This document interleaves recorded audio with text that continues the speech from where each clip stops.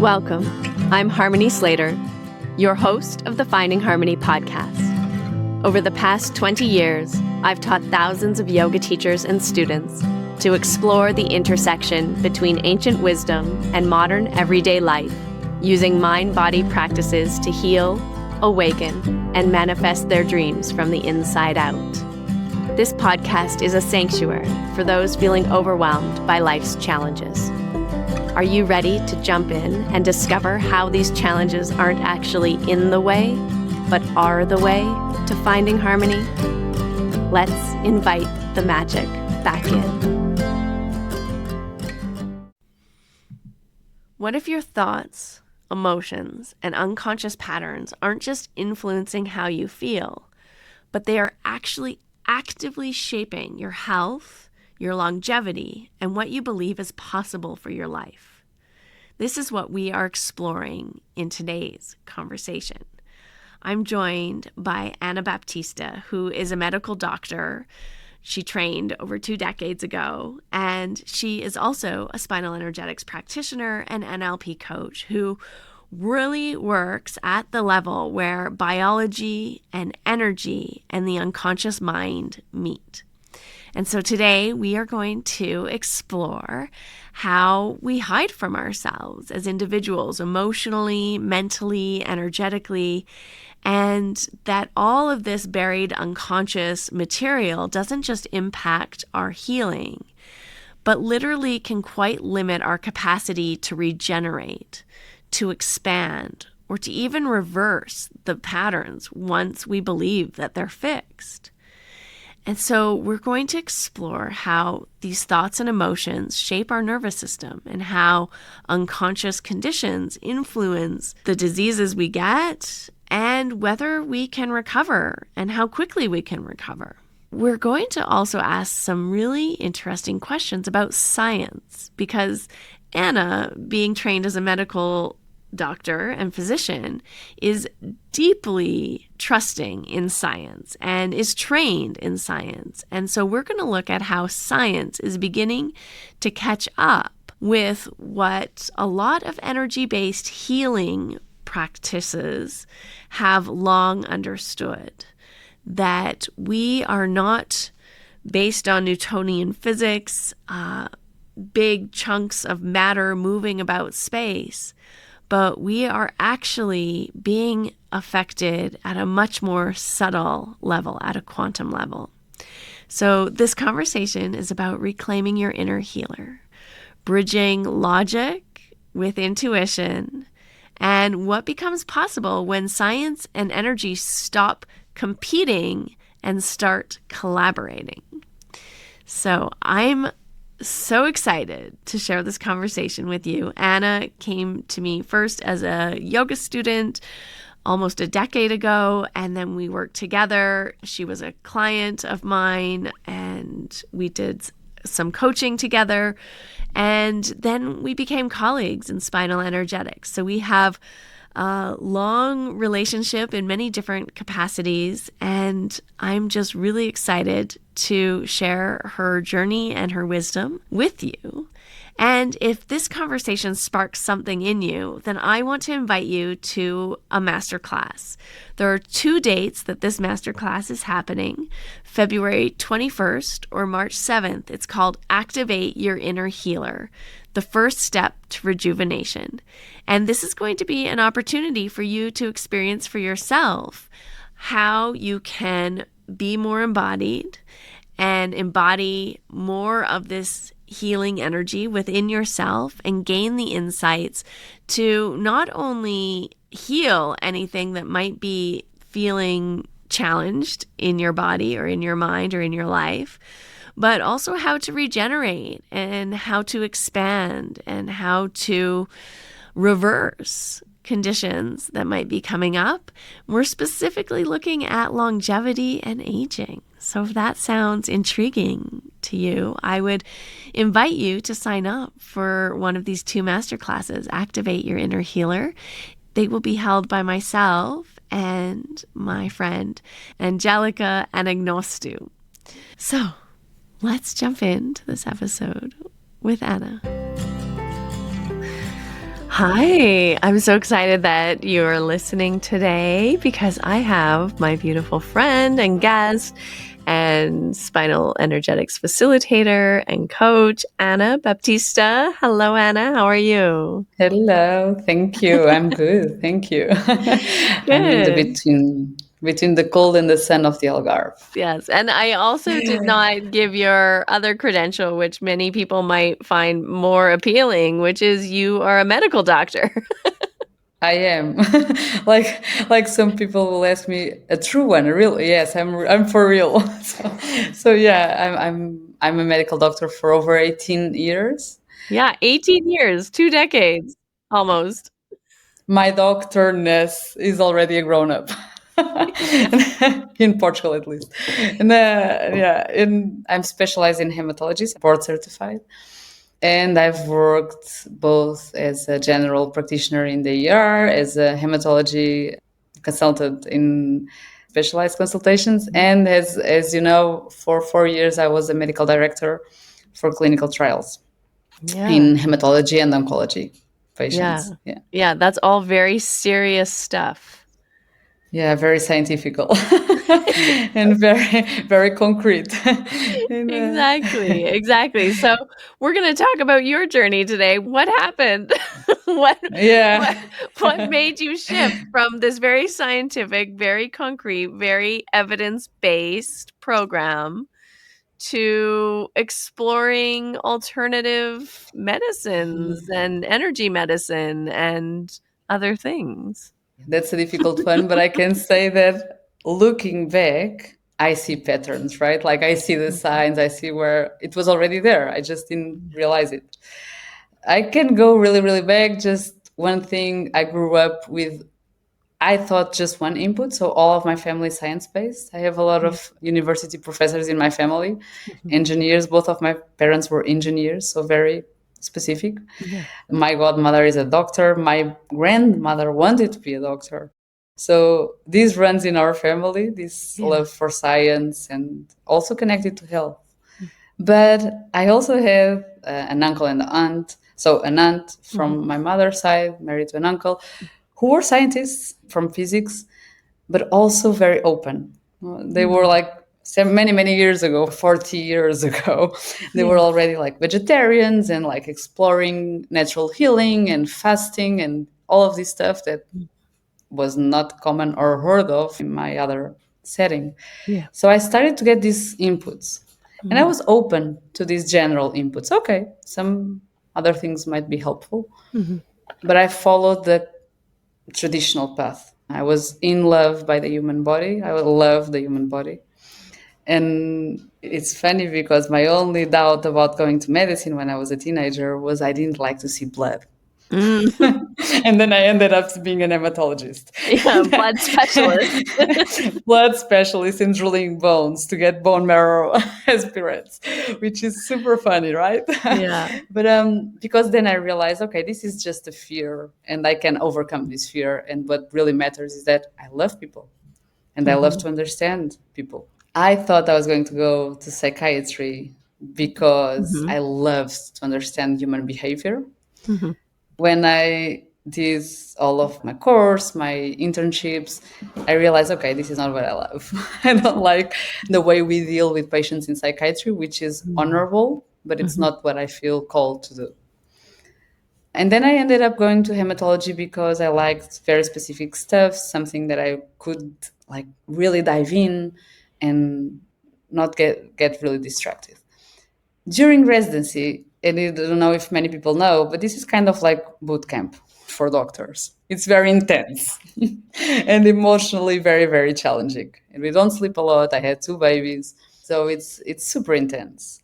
And I started to see patterns. This is the key thing. I started to see miscommunication between my colleagues, miscommunication with patients, patients suffering more than they needed because no one had the time to talk with them, doctors suffering a lot because they didn't have the time to do proper medicine. And at the same time, there's a lot of demand to be perfect. I mean, we have to know it all and act in a few seconds, which is kind of contradictory. Yeah. And I started to see patterns because people started to come to me to let things off their chest. And they would come with different versions of the same story. And I could see you're talking about the same, you're feeling the same, you're just not able to communicate. So that started the passion to know more. Mhm. As soon as I finished residency, I changed a little bit my course of the career. I decided I don't want to continue like this because it doesn't allow time for my family. So I took a different course in the career. But alongside continuing the medical career, I started studying coaching Mhm. and NLP, so neuro linguistic programming, Yeah. to understand communication and to understand if I wanted to use it as a proper tool or not, or just integrated it in medicine. Mhm. And slowly, slowly, so I took 2 courses of each. I took clinical hypnotherapy, Mhm. and I started practicing Ashtanga, doing meditation. That's by the time when I got to know you a few Yeah. years ago, doing pranayamas. But I was not calling it energy work. I was like just exercising my body, keeping it focused. And then I started to slowly integrate it in my consultations. So patients would come for something that I could solve pretty easy, like with blood tests, the easy patients, let's say, Mhm. something that I could medicate and solve. But I could sense they were so nervous. And I could sense, oh, this is why it's happening. So I would ask them questions like just, I would stop, pause, and say, okay, and how is your emotional life? Or is your personal life? And I would do this question to see how they react.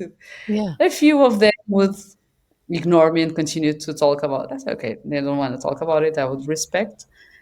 But many would start either talking everything out or Yeah. crying. And they Yeah. would say, what are you doing to me? Say, I'm not doing anything. I just asked the question. And at the end, I got a lot of people saying, shall I pay 2 consultations now? Because this was psychology as well. And I would laugh and say, that's okay. I just love to do this. And Yeah. so I started to see the patterns. Yeah. People were getting like repeatedly ill or like have digestive problems. That was also my focus, digestive Mhm. skin problems that were coming from the emotional roots. Mm. Also, one key thing that I didn't know it was energy. When I went to listen to the hearts and lungs, I would always put my hand in their left shoulder Mm. and think, you may calm down now. And I thought I was just like changing my body. That's why they were reacting. But immediately they would calm down, like their bodies would melt. Yeah. And I was fascinated about it, but I didn't think it was energy because I didn't believe in energy. Right. Super funny because energy is nothing to be believed, right? It just exists. But so this is it.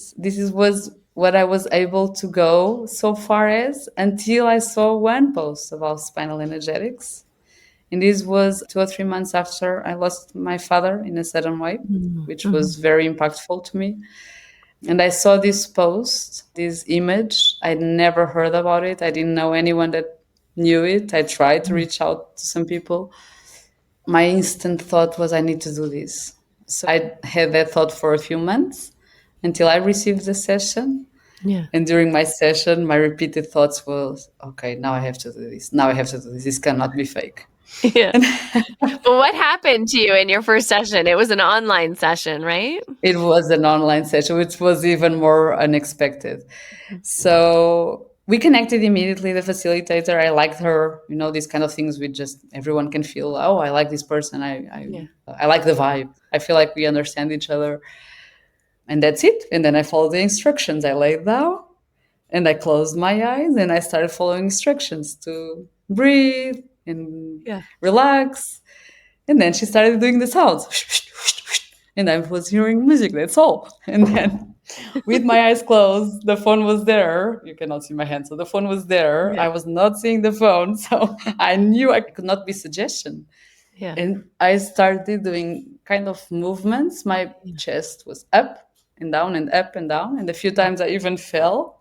Yeah. And I asked myself, am I safe? Yeah, I'm safe because this was like a slight fall. It's not hurting. Okay. And my mind kept thinking, but my Mhm. body was moving in ways that I never moved before. Yeah. At the end, I was feeling this weird sensation of at the time I said it's the first time my mind is too slow for what's happening in my body. Mm. My mind is quite fast, and that's a Yeah. problem sometimes. It felt nice Hmm. because my mind could not keep up with what was happening. Yeah. And it felt nice, actually. It felt like, oh, my mind could relax for a bit. Hmm. It's like, this is not for me to understand. Yeah. And I left the session, I left my house to pick up my kid. And I met this woman. She's a psychologist, but she reads the soul, she talks with the soul. And I told her, this just happened. And I'm like, I feel like I'm in the clouds. And she said, well, that's energy. And this is when I realized, okay, I don't understand what's going on, but I really need to experience it and get to know more of this. Yeah. It's so interesting. From like a scientific point of view, what do you think is happening with the body responding and the mind kind of taking a back seat? Well, I think we are too used to think of the mind as we. So whenever we say we say it's the mind, right? Like it's the mind processing it. And we forget that breathing is also we, and like the body needing to do this is also we, it's also us, it's also me. Yeah. So we just connect the words whenever we say I, me, it's the mind. So when you said what happens with the mind relaxing is other parts of me which are as valid as the mind are now working in the first how do you say that they're not in the background anymore. Hmm. They are the first layer, and the mind is like, okay, because the mind is protecting us all the time. That's the function of the mind. Yeah. And the way I see it, the mind corresponds to our claws and teeth that we don't have, right? The mind is our skill. So each animal has a skill, a special skill. Some are very fast, some fly, some swim, some smell really well, some hear really well. Some have a combination of these factors. We are just average on everyone. Like we are average on running, we are average on swimming, we are like human beings compared to animals. We are not very skilled in any physical thing right now, That's right? true. We are okay, we do okay, but we are not particularly good in one thing. But our minds, yes. Like our minds are fascinating. They are super fast and they are super imaginative. I think that's our superpower. We can create realities with our minds that Yeah. I don't think they can. That's amazing. I've never thought about it like that, as like our teeth and our claws. That's how I see it. That's how we survived. That's why we evolved. Yeah. Because our minds are super, super good in perceiving danger, but also perceiving potential danger. Mhm. So they see a lot of sceneries. It's like, well, this could happen, this could happen, this could happen, you know? And typically, it's always the thing that threatens us. It's like, oh my God, you know? Yeah. And that's why we've got prepared. That's why oh, there's a predator there. Well, I will not go through there. I will hide and I'll create this weapon or whatever because I can imagine, Mhm. right? If I can't Yeah. imagine, I cannot do this. Hmm. So our minds, I would say, like they are our best developed function. Yeah. It's so interesting because I feel like a lot of us walk around kind of like cut off here between like our throat, it's like our Yeah. heads are actually severed from our bodies and we're living in our heads and totally disconnected to our bodies or just using our bodies like a tool or a vehicle to get us from one place to another or to do some kind of fantastical feat like play basketball or go swimming or do something like yoga or whatever, but it's all in this sort of service to the mind in a weird way. Yeah, or the mind controlling it. It's Mhm. which is the same, but it's I hear you because it's different than hearing the body. The body needs to move, and we just move wherever it wants to move. A different story is like I want to be the best basketball player, or I want to be the best at yoga, or I want to be the best at whatever. This is not coming from the body. The body doesn't care about being the best. Right. You know, the body cares about surviving staying healthy, because that's our instinct. Mhm. It's like surviving in this physical world. Our instinct is to keep us alive and continue the species. Mhm. We are no different than the other animals, right? In Yeah. this sense. But our best developed tool kind of sometimes stays in the way. It's like it was amazing to get us through, but right now our minds are also working with a lot of input from the last 50 years, Yeah. which is nothing in terms of evolution, right? Yeah. And before we got on, we were talking about the science around how we have this brain in our heads that's has a lot of electromagnetic activity and energy in Mm. it. And then we also have a heart, which is like our second brain. Can you talk a little bit about that? Because I feel like that's kind of part of the key to dropping into our body and listening to our body is kind of Mm. moving from the head into the heart. Yeah. So I can talk about what I've also recently heard, which is fascinating for me because my passion, as you know, right now is to merge both worlds, Hmm. which I don't believe there's a separation. It's the mind creating the separation, right? Again. But to merge the world of energy medicine, whatever, is not, until now, it was not so fully explained, and science, which is a recent thing in humanity, right? About the heart, yeah, I recently heard from different sources. So from a neuroscientist, which is who is not a doctor, but we're studying. Not sure the background, but as a scientist, and from doctors, functional medicine doctors that I'm studying with, and some that I follow. I've heard a few theories or a few discoveries that support this sensation that we already have. So when we say just lead with the heart, decide with the heart, just follow your heart, or the mind is fooling you, just go through your heart. We thought this was a metaphor, right? We thought this was like feel the sensations and go through. But Yeah. apparently, the heart is actually a network of neurons Hmm. separate from the brain that act kind of like a brain.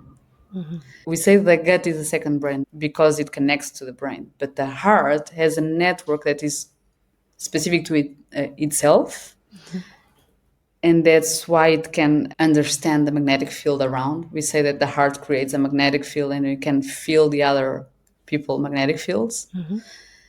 And when we say lead from the heart, decide from the heart, is not that different from what's actually happening. So the heart really can take decisions and really can feel what's safe and what's not, which I believe it comes always to safety. Hmm.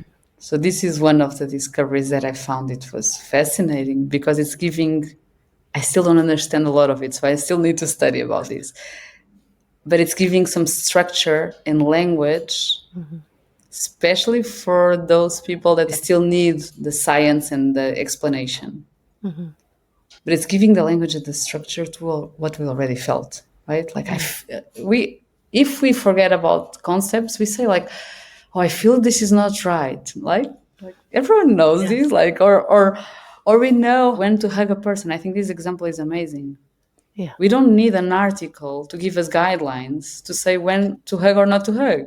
Yeah. Like, oh, if the person smiles like this or smile, don't hug. Or if the person smug hug, it doesn't make any sense, right? Like, Yeah. so it's coming from here and from here. Hmm. And body language helps, but it's more than body language. Yeah, it's like intuition doesn't come from our mind. It's beyond the mind. And that's sort of what you're talking about here too, is feeling into the energy of a room or the energy of another person or the energy of nature is beyond the mind. It's coming from like the heart brain or, maybe even connected to intuition in a certain way. But I think when we say intuition, we always kind of think of our minds still. I think so. Because I accepted into, I can say it for myself. So I did this journey, right? Yeah. Like from very scientific to more open. At least Yeah. I think we can say I'm open right now. And intuition, that was one of the first concepts I accepted Mhm. because the explanation is basically is everything that you know that you might not be able to process fast enough in the conscious mind, Yeah. but it's still your subconscious mind working with. So intuition can be explained from the rational point, but I believe it's more. It's everything. It factors in everything, and sometimes it's hard, right? Like to understand what's intuition, what's fear, what's. Hmm. But we all know if we stop enough and we are not in a panic situation, because when we are living in fear, we often need help from outside to to guide our thoughts. But when we are calm enough, I think we all understand when we have this kind of almost certainty. It's not a full certainty, but it's this sense of I don't know why, but I need to do this, or I don't know why, but I this is the thing that I feel it's needed. This is intuition for me. Yeah. Does this make sense? Yeah, Yeah. which sounds a lot more like it's related to your heart than your head. Yeah, I think so. So, beginning of my journey in this, still coaching NLP, still mind based. I read this book, despite the name is in Portuguese. It's called Heartfulness, and it's coming from mindfulness, but it's heartfulness. Oh, nice. And I don't know if she translated this to English. So I love it. It's a very pragmatical book. She's Swedish, but she lives in Portugal for many years. She writes in Portuguese. She's working in Portuguese. And she explained a lot of these concepts. And she said, interestingly, in the Eastern world, there's a word for mind and heart. It's the same. So we separate mind and heart. For them, the knowing, Yeah. there's no separate. It's the knowing. I don't know the word. And it was when I started challenging. And then, we hear from all of these, a lot of people come to me and they say, yeah, because the mind is a fool and only the heart knows. This is good to break the pattern, but it's also not completely true. So the mind has a purpose, right? Like the Yeah. mind is not an error. It's like we don't have this as an error. Yeah, it It's just helps that us a it's lot. not exactly. It's just not the only thing. Yeah. But let's not kill the mind, please. Otherwise, we are not humans. So yeah. So I believe intuition. It's more of connection. So when we still get a translation through the mind. So you feel the stuff and you get the thought, right? Yeah. This is the mind being open to the sensations and so it will translate in a thought and then you know what to do, right? Yeah. It's like, I need to do this. This is a thought. This is the mind. But the mind is giving voice to whatever you're feeling in the body. And specifically in this case, we're talking about the heart.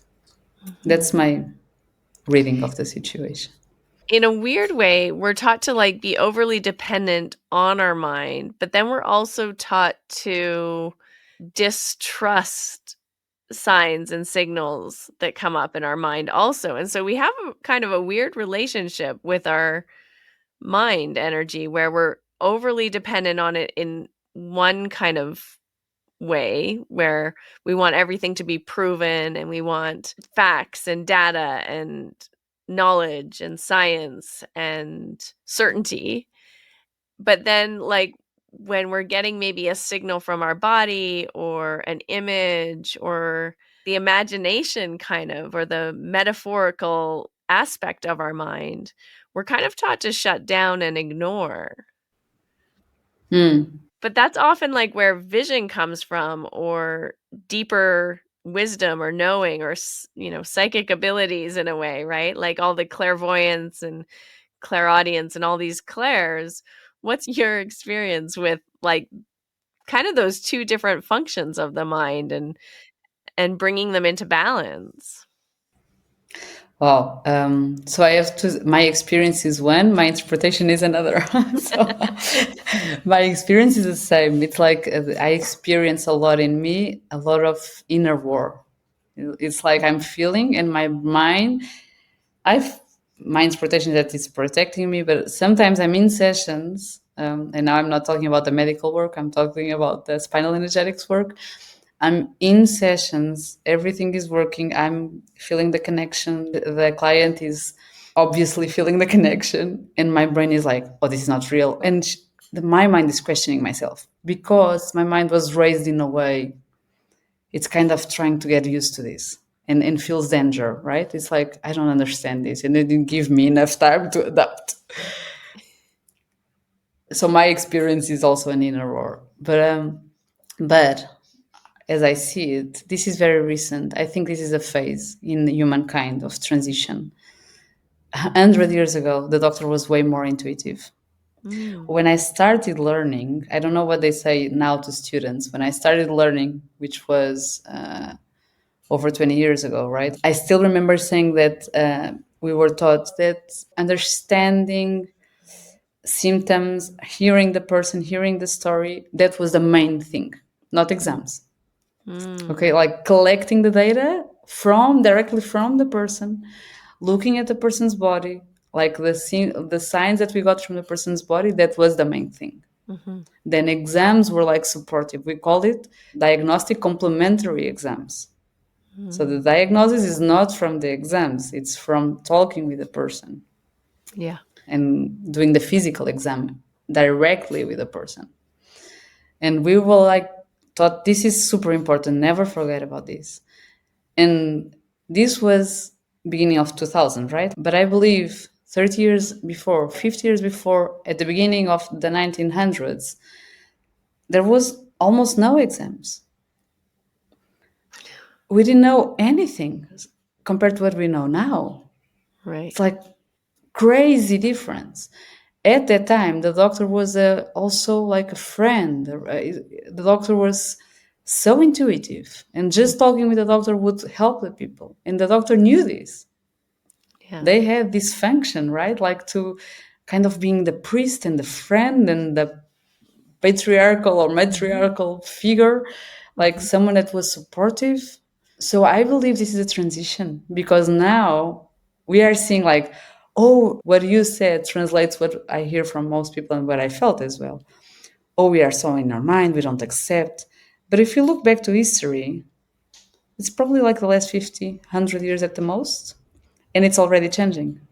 Yeah. So I'm a doctor, I'm already changing. I know a lot of doctors that are working with me, they're receiving from me, they are changing, right? Yeah. And I see doctors that are working not with spinal, but with different approaches, we are changing.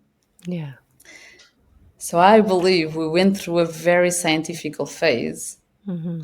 We got fascinated by the electronic microscope and Mm-hmm. understanding what's quantum particles and understanding that we can create medicine, which is also 100 years. Mm-hmm. We could create drugs that modify the body, that modify the disease, which is powerful and beautiful and magical.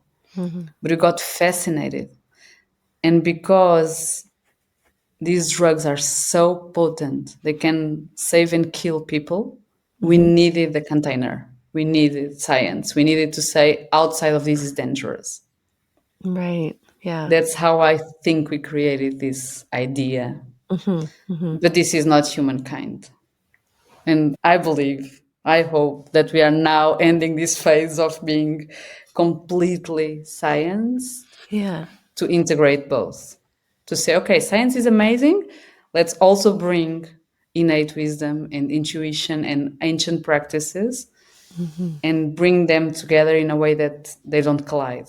Right. Yeah. I think it's so important because the benefits and what has been in sort of the ancient collective around our humanness and our energy and healing and the mind and the emotions and the spiritual sort of connection and even the connection to community and the whole human life that all the ancient science or medical practices like Ayurveda or traditional Chinese medicine, or they're always looking at how our bodies are interacting with these other fields of ourselves, like our mind, our emotions, our communities, our spiritual being, our beliefs, our understanding of the world, our habits, and to kind of try to dissect the human out of their life and just fix the body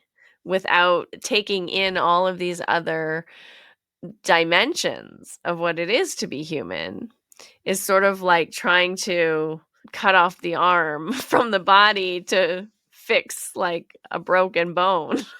Yeah, completely. So sometimes we need to cut off the body to fix an infection, right? But it's an extreme case.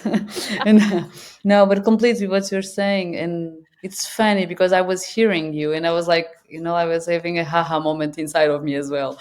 When we learn medicine, we learn about all those things and we learn how health needs to be in all these fields of Yeah. life, social, economical, even. And Yeah. then and this is the Wu definition of health. Like it needs to be in all of the fields, not only the physical body. Yeah, like the So we multi know dimensions of wellness, right? exactly. So we know this, and we learn this in medical school. The mistake of modern science that I think is changing, and I hope it's changing, is that we can only act when there are guidelines. And guidelines come from a lot of years of studies and then consensus. A lot of experts need to reunite and say, okay, we agree that, and then a list, you know? Yeah. But as you can imagine, this is very hard to achieve, right? So it makes sense to things that we cannot grasp on our own. Like cancer, it makes sense that we have guidelines because there are some extreme situations where we need some help not to make a mistake, right? Especially with very potent chemo. So we need guidelines to know what to do. But when we confine everything in life to guidelines, if there are no guidelines, it doesn't exist. That's the problem. Yeah. That's when we forget about the key things. It's like, oh, because I heard so many times my colleagues say, I said it a few times, like if the person has complex symptoms, as far as we know, there's no reason for this. Like I would say something very open like this, but we hear some colleagues saying, oh, this is psychological. Oh, no, it's impossible. No, you don't have this. It's in your mind, Mhm. you know, and of course it's in his mind or her mind, but that's important too. Yeah. So that's the problem. I think medicine is not a problem. Medicine is an art. Medicine is not equal to science. That's Yeah. the key thing we need to remember again. Medicine is an art, it's not a science. Mhm. Medicine is science based, Yeah. but it's an art. Yeah. That's why we cannot do it with robots. We need people. Yeah, full robots. Well, they Yeah, do use robots a lot in surgery. yeah, we can get help from robots, but we need the people Yeah. to still be the doctors. There's no wrong thing in having robots, but we need the people. That's interesting too, because I think like as a doctor, like you're saying, when you're working with people, and maybe you can talk a little bit about your experience as a doctor working in the field of spinal energetics. Like when you're working with people, you're picking up on things that like say an AI robot wouldn't pick up on. I think there's a bit of a sense that robots or artificial intelligence, because it works faster and it can take in so many more data points and integrate them, and we'll have a better understanding. But there's something uniquely human about working with other humans that I'm not sure can really be replicated. What do you think that is? Like, and I feel like spinal energetics kind of connects into that area of human to human resonance or synergy or co-regulation, or something's happening there. Yeah, definitely. So spinal energetics for me gave me a way broader image of what I was feeling. So Mhm. it's kind of accelerating everything. So if I look back, I was feeling a lot of these things, but I wasn't recognizing them. I wasn't understanding the power of them. So it was already happening. And why do doctors feel drained at the end of the day?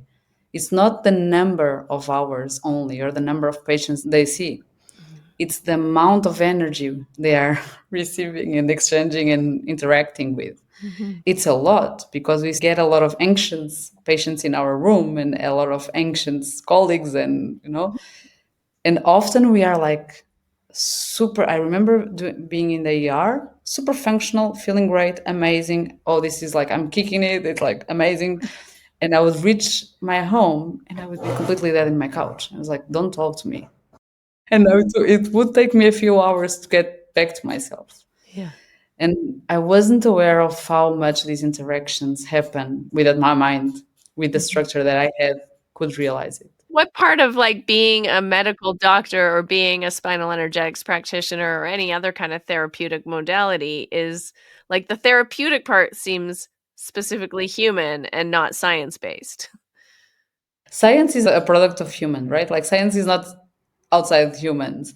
Hmm. I think it will always be tools. So science, AI, it will always be a human tool. Hmm. It will always be an expansion of our capacity. So we create science. Science is not in nature. We created science, the scientific model, the scientific thinking Yeah. process. We created it. Hmm. So it's an expansion of our capacity. It takes us further by using that model. AI, same. I use AI all the time. I'm not ashamed to say it. I just don't use it. I always say I use it below me, beneath me. I mean, AI for me is an assistant. Sometimes I use it to regulate myself, but I use it as an external voice to what I already know. Hmm. So I never trust AI to something that I don't know at all. Yeah. For that, I prefer humans.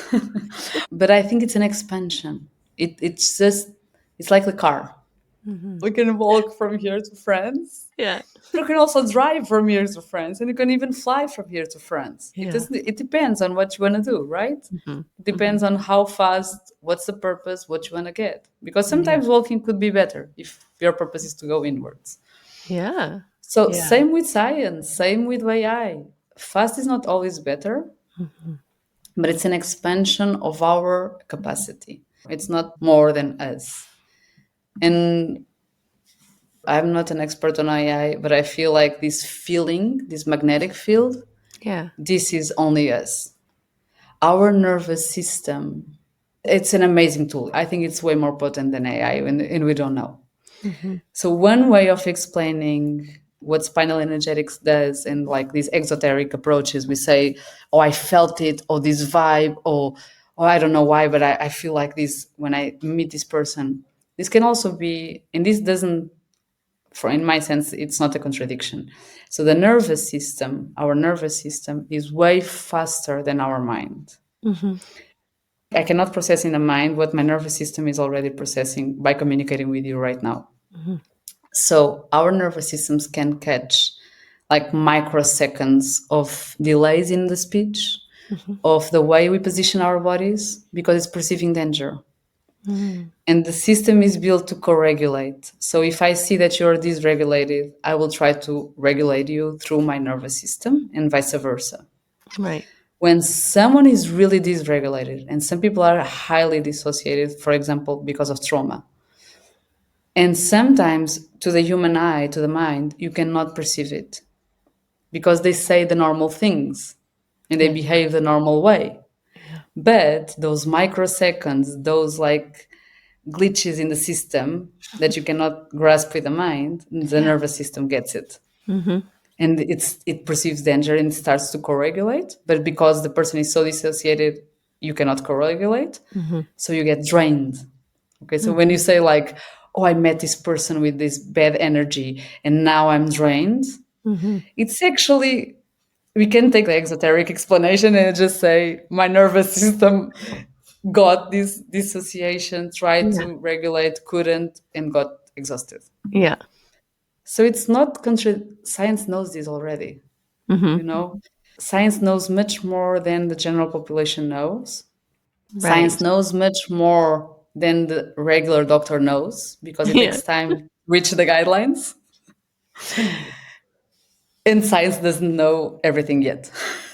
So Yeah, there's so much the- new information coming in, like with quantum mechanics and, you know, what we're learning about mitochondria and light energy and like how we're both emitting this energy but also taking it in. And we have more in common with plants than we do with yeah, sometimes other living beings, moving beings, you know, and it's pretty, yeah. I mean, science is very interesting and we don't actually really have a framework to integrate all of the things that we're learning and the speed at which we're learning them.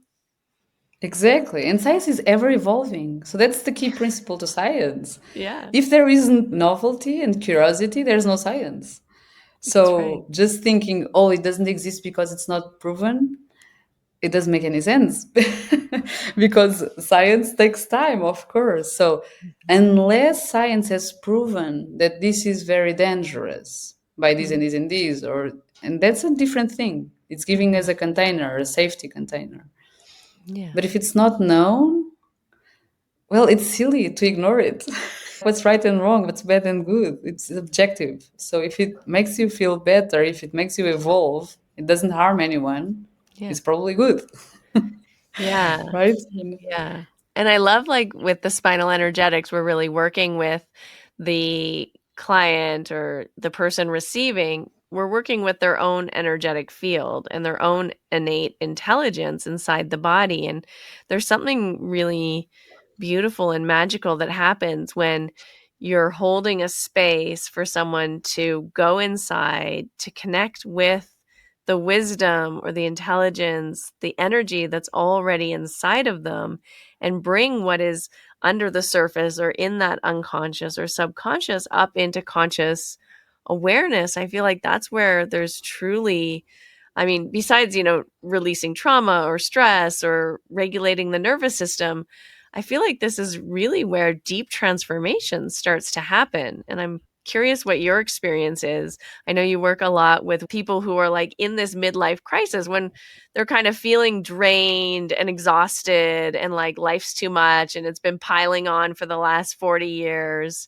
What have you seen as far as transformation in like giving the gift to yourself as a client to drop into that space where you're reconnecting with parts of yourself that maybe you've lost, forgotten, abandoned, dissociated from, ignored, like with that inner wisdom?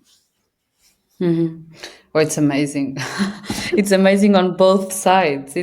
It's like you said, like we can get lost in the explanation of the nervous system and everything else, but because you pull to the other, it's way deeper than that. I always give the example so people feel a bit more comfortable. This is my narrative. It's Yeah. also because of my path. I always try to explain a little bit so the mind feels comfortable, so they allow Yeah. it. Yeah. So I always give the example of hematology. Yeah. So you know that when you get a wound, if it's a, let's think of a small wound, which is easier to, it's the same process, but the small wound is just easier to understand. Yeah. It's very fast, right? Like you get a cut, you get a little bit of blood, press it for a while, it stops bleeding. That's all you know from the outside, right? And then there's like a crust, you say a crust, and Yeah, then like a a scab. few, a scab. Yeah, sorry. This You is could a call it a direct crust too. translation. I like it. Okay. And then after a few days, it will fall, and then you have like new skin, and it's like pinkish, and then it will become like the old skin, right? Like if it was a small wound, there's no scar, it will become nothing happened, right? Mhm. Yeah. And meanwhile, you were eating and talking and doing your stuff and teaching yoga, and you forget about the wound. But I studied it, so I know Yeah. how many factors we know that they exist. We also know that we don't know them all because we know that a lot of patients have issues that we don't understand why, because all those factors are normal. Mhm. So when these things that we don't care about, the body somehow knew that it has to send all the platelets at the right amount because otherwise it would stop the blood flow. If it was too much, if the clot was too big, you wouldn't have blood going. So it's just the right amount.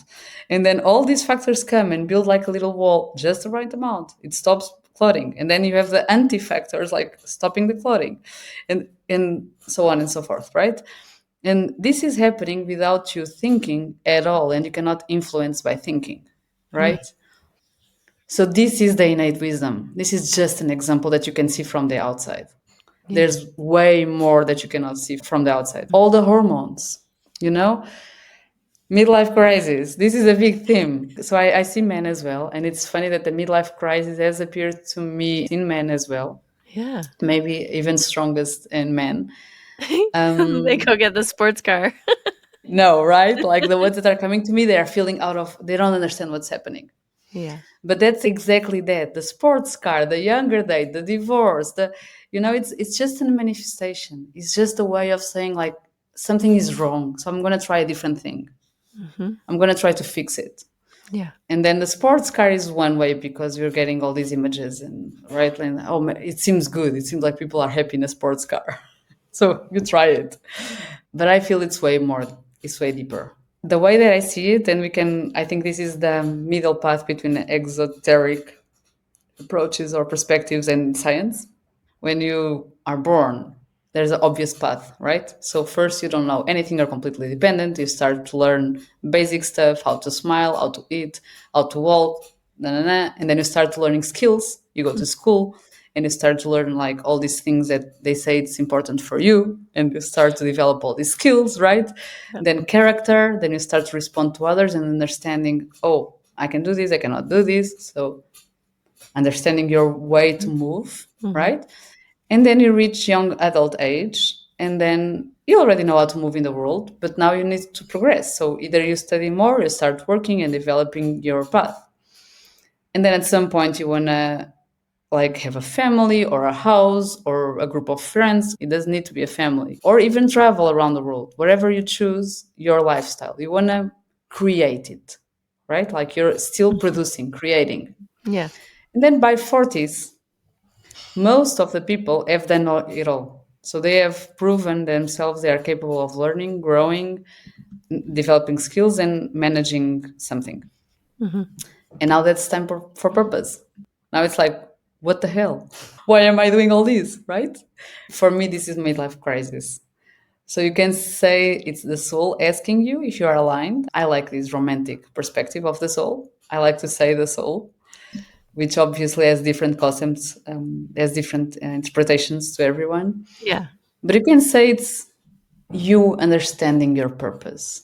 Why am I working? Why am I developing this? Why? And sometimes it's not really aligned. So you really want one thing, but in the end, you're getting different results because somehow, in the way you started believing stuff that is not aligned with what you value. So I think working with this deeper wisdom, I think it's quantum physics, although I'm not an expert, but that's the only explanation I have. Yeah. Because whenever we enter the session, it seems like things that would need months, sometimes years of processing, Mm-hmm. it's processed in 40 minutes. Right? And then you need to integrate it, of course. But after a year of sessions, it's kind of like you're a different person being the same. Yeah. You're the same, the core values are the same, but the problems are completely different, right? Like the fears are completely different. It's like things that you would never do, now you're doing. That's how I'm seeing myself while receiving, Yeah. and that's what I'm seeing in others Yeah. while I'm facilitating. Can you give an example of like something that a client came in with and how she or he kind of like worked Hmm. through it like very quickly? I can give you an example of one client that came to a group event that I organized. This is a man. He booked a one-on-one session after the event, maybe 1 month after or something. Mm-hmm. And he told me, Anna, you didn't know this because I didn't tell you, but I had a chronic pain in my pelvis area and my hips for 15 years. Wow. And since the event is completely gone. And this is a science-based person. Yeah. I have another one, which I have a lot of people coming with shoulder pain, which is funny because my first month in spinal, I had the shoulder pain that I don't have anymore, which was emotional root. So this person came. She had a lot of shaking in the shoulder blades, which you cannot produce consciously. Mhm. So she was like over the shoulder blades, she was doing this. And it was more on one side, but then moving throughout the body. Like a tremor on the one side of her body. Yeah, but superficially. So the shoulder blade is underneath, and you could see this here. So it Yeah. was the muscles that you cannot control. Like you cannot do this. You cannot provoke Right. the tremor, right? Yeah. And then she was amazed. She loved the session. She felt in the clouds. She came for a second session a few months after. By then, she told me, you know what? I had a shoulder tendinitis for over half an year, and it's gone. But she didn't tell me before, so I didn't know. So this was her. So I was feeling, I was sensing what the body needed as guidance, but I was not directing to the shoulder because I didn't know there was a shoulder problem in my mind. I didn't know it, right? Her body knew. So her body released all the tensions, all wherever, the cytokines, whatever you want to explain with. And she got rid of a tendinitis in one session. She kept coming because it Amazing. helps in other layers, right? Did they notice any emotional kind of component to it? Or like, did they have any memories or different things associated? Or was it just sort of like their body just knew that it needed to fix or heal this physical thing? Both. So sometimes they only feel the physical sensations. Mhm. They say, yeah, I noticed it was like moving. And others tell me that I don't know why, but this memory came to my mind. Mhm. So it's not often that they associate. They say, "Oh, this is coming from this," but they say, "This memory came to my mind." Or one client told me Yeah. once, "Did you burn incense during the session?" I said, "No, I didn't anything." I said, "But I felt like this huge, strong smell of incense." And I Interesting. even gave him my perfume to smell to see, is this it? He said, no, nothing to do with this. I said, no. So then he realized there was a memory connected to this smell of incense when he was a Mm. child, when his mother would take him to the witch Whoa. to Interesting. heal something, Yeah, right? like a And village doctor of some sort. a village doctor, something, I don't know.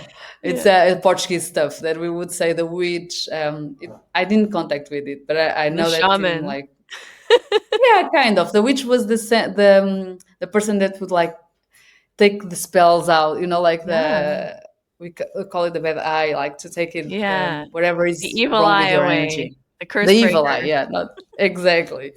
But it was a child, so of Yeah. course you can say, oh, the memory associated that, but it was not only that. So he also asked me, did you put something very heavy on my spine? Said no, I promise I didn't. So he said I felt like something very very heavy, like a metal thing on top of my spine, and then you touched me on the same spot. Wow. And I said, well, I touched where I sensed there was tension, but the tension was not me creating it. Yeah. It's completely unexpected. Whatever comes, Mhm. the body will produce sometimes images, and sometimes I believe they can be the origin, but they can also be different things that the body just associated, Yeah. even if they are not the origin of the issue. Yeah, because we don't really know how our mind and body like our mind often receives messages in association or in metaphor and we don't really know, Exactly. exactly if it's the cause or if it's just a connection or if it's just a memory and it doesn't really matter, I don't think at the end of the day. It's what the It doesn't person matter. really like feels like it means to them even. Exactly. That's because the subconscious operates way more in metaphors. You can drive yourself crazy if you try to understand everything. So I've tried. I almost drove myself crazy. So at some point, you just need to tell yourself, okay, wherever it is, I will know. So Yeah. this I means a very broad thing, right? Like, Yeah. Yeah. yeah, yeah. That's And just amazing. remember, even going back to science, okay, connecting both. Mhm. Just remember that pain, cold, hot, heat, Mhm. these are sensations that the nerves bring us, but they are not the thing, right? Mhm. Mhm. So the burning happens in the cells, they are not causing the sensation of heat or pain. The nerves that are being damaged, they deliver you that message so you protect yourself from that. Mm. If your nerves are damaged, you are still burned, but you don't feel it. Right. Yeah. So it's sensations. It's your Mhm. nervous system producing sensations to help you, to guide you. So Mhm. that's why sometimes sensations can be not real. They Right. are real, but they are, right? Mhm. So it's still your nervous system. Yeah, I've had And that response a lot working with clients. Like they'll get suddenly very, very cold or suddenly yeah, very, very hot, or also they'll feel like there's like a weight on their body holding them down. Like different sort of, or sometimes they feel very light, like they're floating and expansive. And so it's interesting, right, that our nervous system gives us feedback in different sensations, perceptions, images, feelings that, you know, is just shifting into a different state creates heat or cold or heaviness or lightness. Yeah. I think feedback is a great word. Yeah. It is very neutral, right? And I think Yeah. it's understandable. Feedback is a great word. So that's how we operate, like Yeah. to keep us alive, to evolve, to grow. We get feedback. Yeah. And if we are open to the feedback, we can respond to it in an aligned way. If because we are focused in another thing and we see this as a problem, oh yeah, I see you're trying to give me feedback, but right now I want to develop my career, so I don't want this feedback, or Yeah. right now I need to cook and like wash the laundry, so I don't want this feedback right now, just postpone it. Yeah. And the body will postpone it until it's possible, until it feels it's still safe. Otherwise it will start like giving the feedback in a more intense way. It's like, you're not listening. Exactly.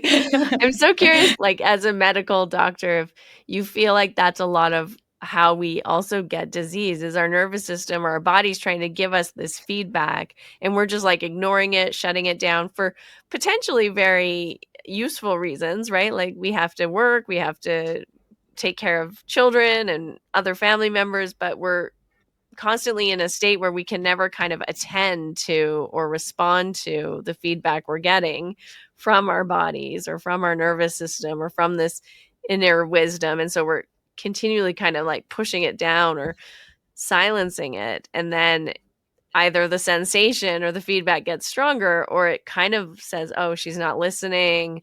I'm just going to Yeah. suppress everything now and be quiet. Yeah, totally. I do feel, but I think science is already catching up on that. I do feel like we cannot say for sure. What I can say from the medical doctor's perspective is Yeah. most diseases, we don't have a causation. Right. We study it. Like this is part of when we study disease, we always study etiology, like how is it formed? And we know sometimes science already knows the process, right? Like there a mutation happens and that's why we're up or whatever. So we explain the biochemistry behind it or the biophysics, but we don't know why. Yeah. Why did the mutation occur? Oh, there was an error. Okay, why? We don't know it, right? And when we see from a metaphysics perspective, it's so interesting because in the beginning of this journey, I read this book from Louis Hay. So people Yeah. in Yeah. this field, they for sure know it, but doctors, some of them, which is called "You Can Heal Your Life," something like this, Yeah, you can heal your life. I think that is the right? title. Yeah. Yeah, and I don't know if everything is accurate because she was seeing it from an observational perspective, Mhm. but it's super interesting and it makes sense. So if you're afraid to move forward, meaning take steps in Mhm. a metaphorical way, your legs will prevent you from moving forward Mhm. because in a cliff, they would need you to prevent to go forward, right? Like, Mhm. so it's the Yeah. same. The Yeah. brain creates a problem in moving forward. The body reads the same as a cliff. It's like, Mhm. you're not moving.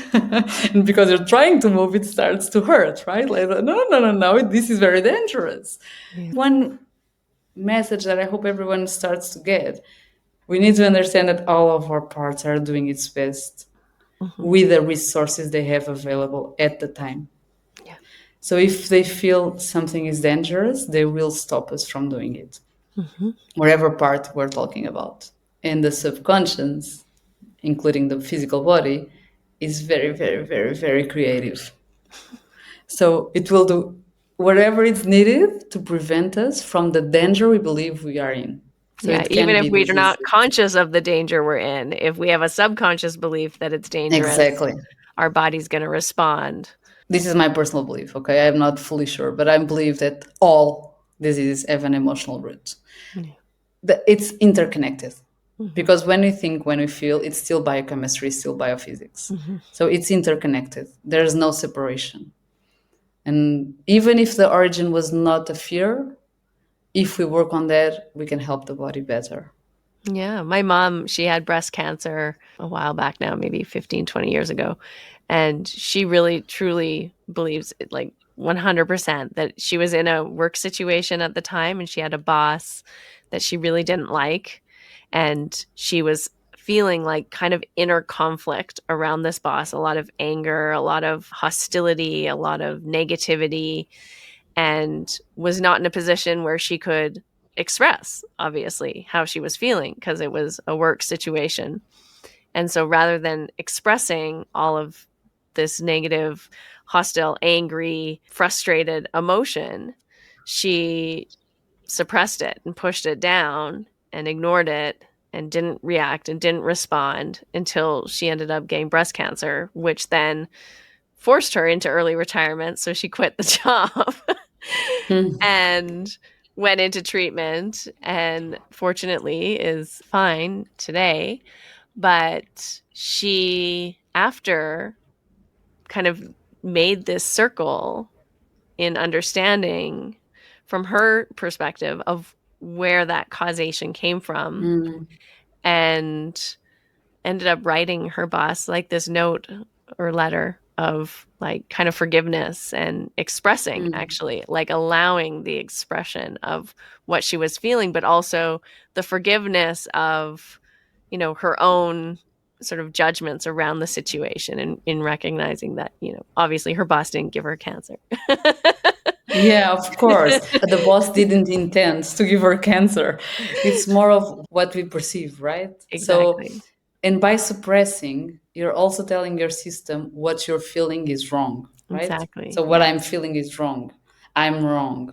Hmm. This is not the right way. And then I don't know what you can just imagine. We can use our imagination how, like, because a lot of women have autoimmune diseases, Yeah. especially on thyroids. Hello. Yeah. But it's connected to perimenopause in midlife crisis. Yeah. Perimenopause is another thing that I find fascinating, and I think it's a manifestation of Yeah. interconnected again. It's real, of course, it's real, but it's an interconnection. Hmm. Autoimmune, I think it's way easier to understand. So it comes from antibodies attacking your own cells, right? Hmm. And they are designed to recognize what's self and what's not self. So Hmm. there's an error, and they start. And science think, oh, there is the first explanation was there is a cross match. Some things are similar in the exterior world. They just have this information. They start attacking the cells because they got this crossed information. But now people like Gabor Mate, other authors, they are saying just noticing the pattern, right? Like people who suppress their emotions, who say, I'm wrong. I'm the wrong person to be in this setting. I'm too loud. I'm too soft. Wherever. It doesn't matter. But I'm wrong. Hmm. So you're criticizing yourself. You're saying you're the wrong one here. You're in the wrong way to be. So you start attacking wherever it's the wrong thing, the wrongest thing. Yeah. So then, which organ is chosen? It's probably the one that is more connected to the emotion. So Hmm. thyroid is connected to throat, right? I'm, then you have liver, you Speaking have your spleen. voice. Also boundaries. And it's because it's not your voice, the Yeah. physical voice, it's Yeah. your inner voice. Voice. How true are you to what you really feel, right? Hmm. Like you can speak the entire day Yes, long and exactly. not speak your truth. Yeah. I used to do that. I can say that when I Yeah. was in my youngest years, I was the clown in the group. I would be the funniest, like always talking. Yeah. And then I realized this was a defense mechanism because I was talking and I talked a lot about me easily if people asked questions, Hmm. but I was in control of what I said, Yeah. right? Yeah. So I was in control of what I was showing from my, and this was unconscious, of course. This was not Mhm. conscious. Yeah. I was protecting myself. It's like, oh, they like me when I'm like this. Hmm. So, I can be very loud. We can be very loud and still feel introverts. We just keep our inside very protected by being so Yeah. external, you Yeah. know? Yeah, totally. Yeah, it's interesting Mm. is like what I'm hearing is recognizing that the more we're sort of tuning in and listening to our bodies and like doing this work through the energy and connecting what's unconscious to our conscious is really coming more into balance rather than living in these extremes, which are often kind of protection mechanisms for all the ways that maybe we're not truly listening to ourselves or not showing up for ourselves in certain areas of our lives. Yeah, totally. Because what's personality? It's a persona. Persona comes from the Greek, like the Yeah, the masks that math. they used, Yeah. right? So it's like you just put a persona wherever Yeah. fits the situation. And it's needed. We need that to live in this type of world, right? Like we need to create a persona kind of to feel safe, to feel integrated, to feel connected. We need to create something. And that's how we learn throughout life. We experiment, oh, this works better, this works. That's how Yeah. we evolve our personas. Mm-hmm. But deep down, we still feel things that sometimes are not aligned with the persona we chose. I think with years passing, we start to drop the personas and we're like, I don't have energy anymore to this. Like, like it's a choice. It's Yeah. it's a feeling like, oh my God, but it's also a choice. It's like I'm done. I've tried, I've experimented, I've done all of these Yeah. things. Right now I want to choose the persona that fits the best my inner feeling. Mm-hmm. It's still a persona. I don't believe we are like to It's be hard to zero be free persona. of persona. No, yeah, That's it's a not deep meditative human. state, actually.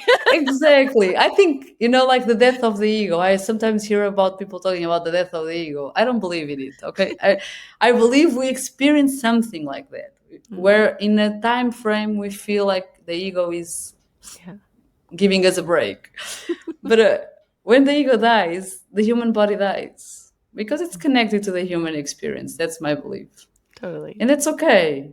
Just my invite is like, call the ego to the table, just bring it to the party, and but also bring the rest to the party, Yeah. not only the ego, but don't exclude the ego, otherwise it's another inner war. Yeah, we So need yeah, healthy ego structures. yeah, what you said about alignment, I think that's my passion. Yeah. I think alignment summarizes everything. It's this disconnection is more of this misalignment, Mhm. which is funny because the way I learn in coaching about alignment Yeah. is the idea of vertebrae on top of each other. Yeah, the It's funny, spine. right? The Exactly. I metaphor. was going to say alignment really does relate to the spine and the way we're holding our body as much as it does to the spirit or the soul and the way that we're holding ourselves within Yeah. ourselves. Yeah, because it's the alignment in coaching is more it's the same. So it's my belief system. So what I believe I am, what I value, Yeah. what I want, how do I do it, who is around me, what I get. So it's all of these pieces, are they aligned or are Mhm. misaligned? Which is the same. So wherever we look to each other, it's like, is it aligned? Things are helping each other? Mhm. Are they like pulling in opposite forces? Mhm. So misalignment leads to suffering, alignment leads to peace, Yeah. and like this sense of feels right, Yeah. So I love yeah. that. I love that. So powerful. Well, tell everyone where they can find you if they want to work with you and follow you on social media and all the places. Yeah, so I have my website, which is supportingpaths.com, or my Instagram, which is supporting paths. It's easy. Yeah. And then I work online. I'm based in the Algarve. I also go from time to time to London, but it's more in the Algarve. And I work online with people. I've both one-on-one and group events. And you're such a gift to all of your patients and all of your clients. And I'm just so excited that we're connected too and get to offer some group sessions, hopefully in the summer together. Yes, yes, thank you. Yeah, you've been a blessing in my life too. We didn't tell, but I got to know you as a yoga teacher. Then you became my coach. And then you became my colleague in Spinal Energetics. Yeah, So we are bringing alignment. we You have been are. bringing alignment to my life a lot. So thank Yeah. you so much for this Oh, invite. My it's a pleasure. pleasure. Thank you. If today's conversation resonated with you, I want to invite you to explore the work I do using spinal energetics. This is a powerful, multidimensional modality that blends Eastern energetic principles with somatic awareness and nervous system regulation. Whether you are carrying stored trauma, or feeling emotionally overwhelmed, or perhaps just a sense of feeling stuck in old patterns, or knowing perhaps you're carrying things from your lineage, your ancestry.